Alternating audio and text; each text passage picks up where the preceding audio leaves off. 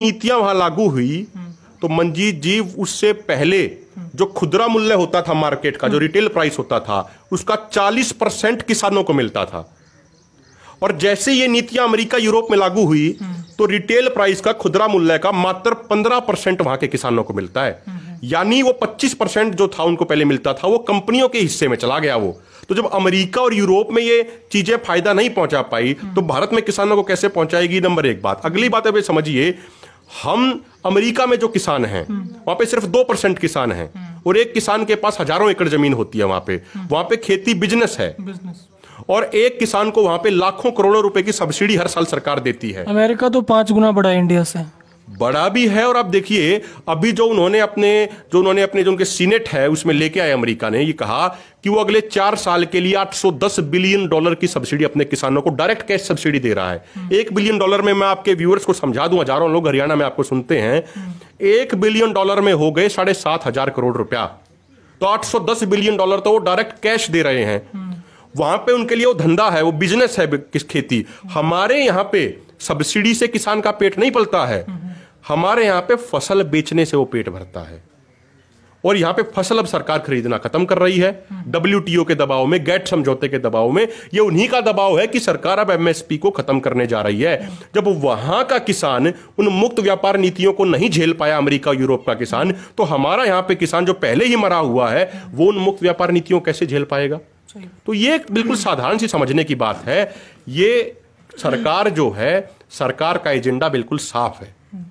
और सिर्फ इस सरकार की बात नहीं कर रहे हैं हम, सिर्फ इससे पहले वाली सरकारों की भी मैं बात कर रहा हूं। जब 1990 में ये गेट समझौते हुए, WTO के समझौते हुए, उससे सरकार ने ये चीज तय कर ली थी। उसी समय जो हमारे नीति निर्माता हैं उन्होंने ये तय कर लिया था कि खेती को ये इतना घाटे का सौदा बना देंगे कि किसान खुद मजबूर हो जाए अपनी जमीन बेचने के लिए। किसान खुद कहे कि भाई मेरी जमीन खरीद लो। मैं इसके लिए आप बिहार के मजदूरों को एग्जाम्पल दे रहे थे। बिल्कुल। देखिए इसमें एक समझने की बात यह है, मैं इस बात को पूरी करूं 30 सेकंड में, कि ये चाहते हैं कि किसान खुद जमीन बेचने को मजबूर हो जाए। उसके बाद ये औने पौने दामों पे कंपनियां जमीन खरीद लेंगी। फिर जब वो बेरोजगार हो जाएगा, जब खेती करने लायक भी नहीं रहेगा, वो किसान, नौकरियां बची नहीं है, तो वो शहरों में जाके मजदूर बनेगा। तो उन्हीं कंपनियों को जिन्होंने हमारी जमीनें खरीदी हैं वही हमें सस्ते मजदूर के तौर पर अपनी कंपनियों में इस्तेमाल करेंगी। आपने बात कही बिहार के मजदूरों की। मैं आपके चैनल के माध्यम से ये किसानों को ये जागरूक करना चाह रहा हूं कि हर गांव में बिहार से मजदूर भाई आते हैं। वो धान लगाने आते हैं, गेहूं के समय फसल काटने आते हैं। आप उनमें से किसी से पूछ के देख लीजिए, बिहार में हर किसी के पास 3-4 एकड़ खेती की जमीन है उनके पास, लेकिन उसके बावजूद वहां का 4 एकड़ का किसान यहां के 2 एकड़ के किसान की जीरी लगाने आता है, धान लगाने आता है। उसका कारण क्या है? कारण यह है कि 2006 में यह कानून जो पूरे देश में जो लागू किया जा रहा है, जो मंडियों को खत्म करके जो व्यापारी खरीदने की जो योजना बनाई जा रही है कि व्यापारी खरीदेंगे, ये 2006 में बिहार में लागू हो चुका है। और उसका नतीजा यह रहा कि मक्का बिहार की मुख्य फसल है।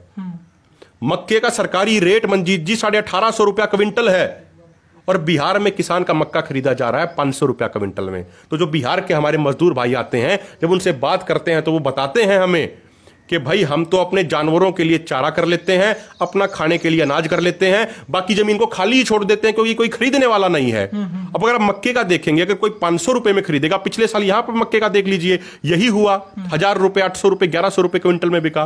तो वो ये कहते हैं कि हमारी लागत तो कई गुना ज्यादा है, 500 रुपए में तो हमारी लागत भी पूरी नहीं होती, तो अपनी वो जमीन को खाली छोड़ देते हैं।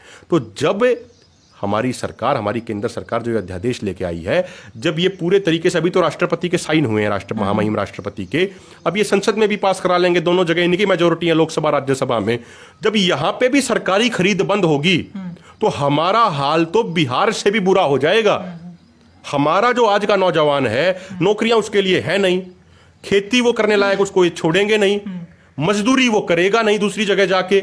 अब देखिए बिहार के मजदूर भाई आते हैं, कोई खेत में किसी कोठड़े पे सोता है रात को, वहां इतने मोटे मोटे मच्छर होते हैं, तो हमारे नौजवान ये दूसरे राज्य में जाके मजदूरी भी नहीं कर पाएंगे। ये तो ये करेंगे क्या? इनकी आत्महत्या होंगी इनकी। जैसे महाराष्ट्र में मामले आते हैं कि विदर्भ में 50 किसानों ने आत्महत्या कर ली, 100 किसानों ने इस महीने आत्महत्या कर ली, इसी तरीके से हरियाणा की भी तस्वीर हो जाएगी। ये लोगों का रिएक्शन है। कुल मिला के जो 3 नए अध्यादेश हैं वो किसानों के देखिए, हक में नहीं है, आपको ऐसा लगता इसमें है? एक चीज मैं आपको बताऊं, जैसे एक और जो अन्य जो मुख्य अध्यादेश है इसमें, वो है कॉन्ट्रैक्ट फार्मिंग का, कि भाई ठेकेदारी वो बहुत प्रथा, इंपॉर्टेंट है। ठेकेदारी प्रथा एक तरीके की। मैं बिल्कुल सरल भाषा में आपके लाखों व्यूअर्स को समझाऊं उसको, तो होगा क्या कि जमीन हमारी होगी, खेती कंपनी करेगी, हमें उस पर मजदूरी करनी है बस, और कंपनी अपने हिसाब से खेती कराएगी। वो कह देगी कि भाई ऐसे ऐसे आप करो। उसके बाद वो ये भी शर्त रख देगी कि मान लीजिए किसी ने आलू की खेती कर ली, तो कंपनी पहले ही रूल बना देगी कि आलू इतना गोल होना चाहिए, इतना लंबा होना चाहिए, इतनी उसकी लंबाई होनी चाहिए।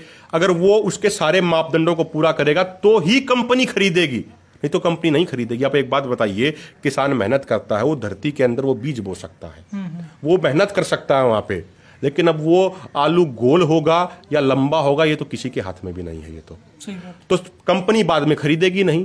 यही हुआ पिछले साल गुजरात में। हमारा संविधान कहता है कि बीज के ऊपर अधिकार किसान का है।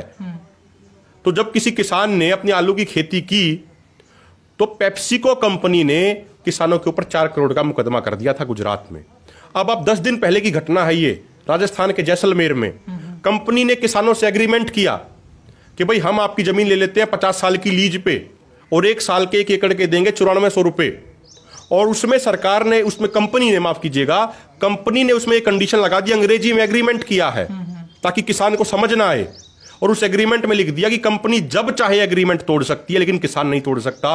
और सबसे खतरनाक बात, वो जमीन किसान की है, कंपनी ने तो सिर्फ लीज पे ली है, लेकिन उस जमीन पे कंपनी बैंक से लोन ले सकती है उस जमीन के आधार पे। मान लीजिए वो कंपनी कल को भाग गई तो बैंक तो हमारी जमीन छीन लेगा, बैंक तो हमारे जमीन की कुर्की कर लेगा, तो किसान कहां जाएगा। तो कुल मिला के जो ये कॉन्ट्रैक्ट फार्मिंग है, ये एक तरीके से बंधुआ मजदूर बनाने का कानून है जैसे पहले होता था। और जो तीसरा, मैं अंतिम आपको ये कहा, आपने तीसरे अध्यादेश की भी बात करी, जो इन्होंने बनाया कि भाई आलू प्याज दलहन तिलहन पे जो स्टॉक लिमिट लगी हुई थी कि भाई इससे ज्यादा आप उसको स्टोर नहीं कर सकते, वो इन्होंने, सरकार ने हटा दी है। और ये कहा है इन्होंने कि भाई इससे किसानों को फायदा होगा, किसान अपना सामान उस समय बेच पाएगा जब दाम ज्यादा होंगे मार्केट में। आप मुझे बताइए, आप भी ग्रामीण बैकग्राउंड से आते हैं, कि स्टोरेज क्षमता तो किसान के पास है ही नहीं, किसान स्टोर कर ही नहीं सकता। जो उसने कर्जा ले लिया रखा होता है आड़ती से, केसीसी का लोन ले रखा होता है, वो उसको वापस देना होता है। वो तो इस इंतजार में रहता है कब मेरी फसल तैयार हो, मैं इसको बेच के अपना कर्जा उतारूं, आगे के खर्चों का इंतजाम करूं मैं। तो वो कहां स्टोर कर पाएगा। इसको तो अंबानी अडानी जैसे बड़े बड़े कॉर्पोरेट स्टोर करेंगे और बाद में ग्राहकों का भी शोषण करेंगे। सरकार कह रही है कि अब हमने किसानों को ये स्वतंत्रता दे दी है कि किसान किसी भी राज्य में जाके अपना सामान बेच सकता है। जो एक 4 एकड़ का किसान है, अगर उसने अपने 4 एकड़ में गेहूं की खेती की है, तो वो अगर उसको दिल्ली लेके जाएगा, अगर वो उसको दूसरे राज्य में लेके जाएगा, तो उसका किराया ही इतना लग जाएगा कि उसके पास कुछ बचेगा नहीं उसके पास। तो उसे तो अपनी नजदीक की मंडी चाहिए, और सरकार उस मंडी सिस्टम को खत्म कर रही है।